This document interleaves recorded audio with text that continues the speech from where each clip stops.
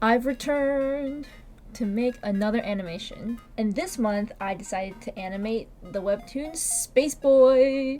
I feel like compared to my other projects, this one might go under the radar for some viewers. This story isn't as mainstream as like Seed and many others, so hopefully if this is your first introduction to this story, you should definitely check it out on Webtoon. I decided to animate the series since this was one of the first Webtoon series I had started reading back in like 2015, a long time ago. Wow. I have a ton of nostalgia for this webtoon since seeing the transformation of this webtoon was incredible to see, as you could steadily see the improvement of his art style as you read the series. For this project, I did a lot more cuts, roughly 15, and ongoing as I'm still working on it as I'm writing the script. It ended up being 13 because goddamn animating is time consuming. I actually did most of the rough animatic on a train ride because I wanted to catch up on work since I was gone for 2 weeks for vacation, and then an extra 5 because I got sick from crazy COVID in the big 2025, so that was not fun. Side note, I had managed to dodge COVID when it was in the big 2020-2022, and then I guess my free trial ended because it went downhill from there. I've caught it like 3 or 4 times now, and yeah. Oh well. Okay, moving on. So for this animation, I wanted to stick very closely to the webtoon direction. The only time I had ever diverged from this was when she throws the painting at the camera. In the webtoon, she tosses the painting away from her as she heads for the cup of paint water. But I had her throw the painting at the robot since I felt that made more sense logically and visually. Because I remember when this episode had been released, I remember reading that section, and when she tossed the painting, I kept thinking in my head, well, she got shot like 3 times before she could reach that cup. So this way, I felt she had a better chance at surviving if she had thrown the painting as like an additional distraction. In hindsight, I think dodging the bullets also would have been just as interesting to see. And now that I'm using my brain, probably better visually, since I wasn't entirely happy with the whole paint throwing thing when I finished animating it, but oh well, still okay with it. Why am I only thinking of this now, like a month later, after I'm done with everything? So, in a previous video, I mentioned, and by previous I mean like the one other video I've made, I have mentioned how I fear Blender, and that I would probably never use it, like ever. Like ever. I use Blender. The fear I have with this program is so unwarranted, but 3D programs are so daunting and intimidating to me that I just never try combining it with 2D animations or drawings. But that's silly when comparing it to the amazing shows / movies that seamlessly integrate the two mediums together. So I finally dipped my toes into it, and it was just for the backgrounds. I wasn't trying to animate it in Blender. That's another whole beast of its own. Since this scene is very contained, I thought this was the perfect opportunity to try and enhance my Blender skills.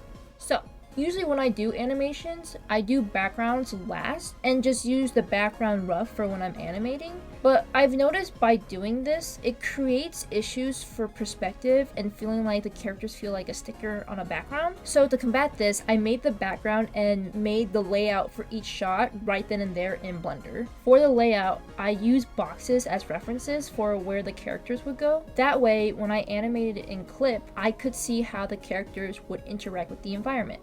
And this method, I believe, worked perfectly since I'm very happy with how the characters are positioned compared to how I normally feel after I paint the background after animating. I also wanted to make sure that the environment was pretty close to Steph McCraney's style. Luckily for me, his background style is relatively clean and something I could easily recreate in Blender. At least that was my thought process. It was a lot more challenging than I had realized, so I first started by modeling all the objects in Blender, which probably took the most time since I had to make sure everything looked right and relatively close to what I thought it would be in real life. Also, I had to keep in mind that some things, like when I was modeling, I had to make sure it was protruding in a way where the grease pencil that I'm going to talk about in a minute would fit nicely onto the object. So that was something I also had to think about. Once I had finished this, I then spammed a color ramp of the colors onto the object so that it would emit this yellowish bluish color from the webtoon onto the objects. I then added textures to each object, and I borrowed a texture pack from one of my friends. God bless them, because I would not have been able to do any of the texturing without this, or it would have taken me like a solid week to figure it out. It would have taken me at least a week to figure it out. Like, very, very thankful. Next is the grease pencil for this style. So this took quite a while, as the default grease pencil was way too smooth and clean for his style of line art. So after losing my brain cells for who knows how long, I found a combination of modifiers and help from Reddit to create the stylization of the grease pencil you see in the end result. Side note, I had a hell of a time trying to figure out how to make this transparent / translucent, and with all the textures I added onto the object, regular default transparency translucency was just not working. I think maybe it could have worked, but I don't know. I'm too baby brain for this, and I didn't know the answer since I'm very amateur at texturing in Blender. So I also lost my marbles trying to figure it out, and when I finally did figure it out, it wasn't exactly what I was envisioning, but at this point, I was so over it, and this had been the best result I had after many trial and error, so I just said, F it, I'm moving on. I'm showing it on screen right now so y'all can appreciate the hell I went through for this to only show up in the background, so, you know. Alright, now that the stage is done, I took out some cameras to position each cut for their respective background, and then after rendering them all, boom, the backgrounds were officially finished. I had also rendered the backgrounds with the box so that animating where the characters were going to be was going to be a lot easier, and this way I didn't lose like where the perspective was, because sometimes I kind of forget the perspective when I'm animating, which is really weird, but that's just me. And this helped a lot. It was kind of a pain to render both the finished one and then the box one, but I think it was worth it, so I'm gonna keep doing that if I ever use Blender again, as long as Blender is nice to me. And now we finally get to the animation part. We start with Amy and the assassin bot facing each other. I didn't animate this. I literally just drew the one frame and then I just added a camera on a pedestal going vertically up. Simple and easy. And then this is the establishing shot of like where this was taking place.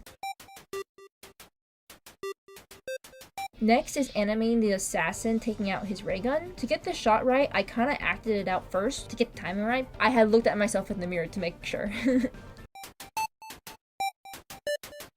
Alright, the third shot is a close-up of the bot with the gun pointing at Amy. I tried creating this slow motion effect when the assassin is adjusting and aiming his gun at Amy. I struggled to the end with this part since having the gun go from side profile to facing the camera head on was kind of challenging to make sure that it didn't look weird, and it still ended up looking weird, so.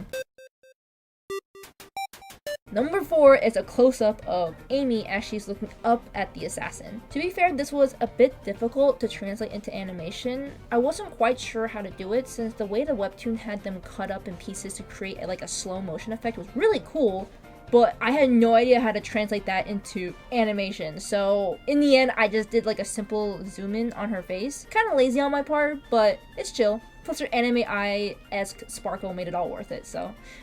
Alright.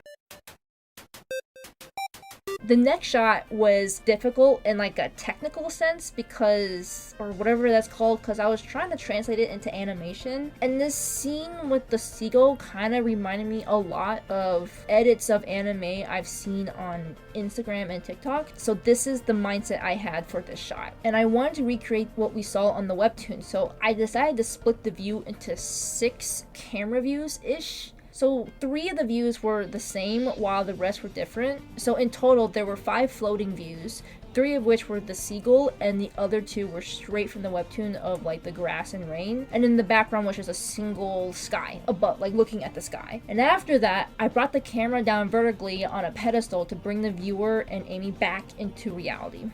Compiling all of this together and getting the timing right made this shot pretty difficult. In the future, I want to push myself more to see if I can make something even better. Side note, finding a reference of a flying bird belly side up was next to impossible, so I have no idea if this perspective of the wings is correct, but it's fine. You only see it for like 2 seconds anyways.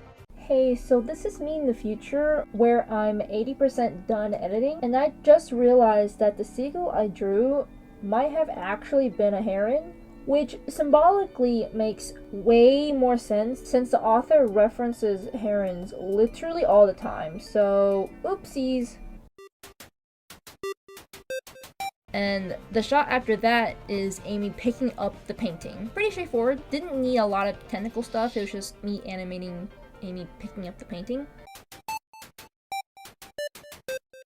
And now we're getting to the fun shots. The shots where he is shooting Amy, I tried to implement the style from Spider-Verse or the new recent Puss in Boots movie by using onomatopoeia words so that if you paused on a screen, it would feel like a comic. When I first implemented the words, I tried animating them with the action, but it ended up looking really weird and strange, so I scrapped it and decided just to have it show up for a few frames on the screen, and that felt a lot better. For future projects, I want to experiment more with this as I feel like I'm still trying to figure out the mechanics of onomatopoeias, but I think what I have right now is good. Alright, letter 8 is Amy hiding behind the painting. Pretty simple, but my short-circuited brain decided to put the Amy layer behind the painting. I don't know why I did that, but because of that, I gave myself an extra 30 minutes of unnecessary work of cutting out a silhouette of her, when I could have just put her on the layer above the painting and only would have needed to make minor adjustments to the layer. 9th spot is when she's throwing the painting towards the assassin. A little difficult getting the perspective right on this one, but I got it done, so. After this, it was also using another onomatopoeia. I started noticing that animating words looked really weird, so for this one I kept it in place as well and had it there for like a few frames, and also made sure that when the bot got hit with the painting, whenever he was shooting Amy, got slightly adjusted so that it translates to the next shot, which is part of Amy's pigtail getting blown off. And so for this shot, I have put a slight filter on her hair so that it would pop out, because the original colors I had didn't make it pop out enough compared to the background. I have put the filter on and it made it super bright, so yippee. For the onomatopoeia, I made the shoom sound effect kind of jiggle in place for a few seconds, because when I just booped it on screen, I didn't like that, so I decided to make it jiggle in place, and I kind of like that because my first iteration of this was also trying to animate the shoom onomatopoeia, as you can see in the edit right here, but like I said, it looked really strange in my opinion. So after doing a few of these onomatopoeias, I think I have a better understanding of why Spider-Verse stylized it the way they did, since animating these words make it look strange, but having them not move enough feels too stiff. So you kind of have to find like a really good balance, and Spider-Verse obviously nails it perfectly. Part 12 is one of the more difficult shots to animate, just because it's a lot of body movement, but not too challenging since I could be kind of loose with how I animated that scene, since half of her body is covered with a dress, so that actually saved me a lot of headaches and time. For anyone wondering how I animated this, I first placed and figured out the key frames for the scene, which was just the first frame and then the last frame, and then I do a middle in between to figure out the timing of the scene. And then I would replay that a couple times just to make sure that the timing is down, and the big in-betweens would be like 2 or 3. It would depend on like how intensely I had to animate that. And then I finished the big in-betweening with the tiny in-betweens with as little frames as possible, since in-betweening is high-key killer. Also, since the scene has her semi-running, I make sure that her legs are following gravity, or else she will look like she's floating. So I keep in mind 2 main things. Number 1 is quote-unquote gluing her feet to the ground until the momentum of her run would unglue quote-unquote her feet. And 2, in my opinion, the more important step is her arc. I try making sure her head and body kept a consistent arc, And from experience, I've learned that if my animation is bad, sometimes it's because I forget to think about the arc of an object or a person.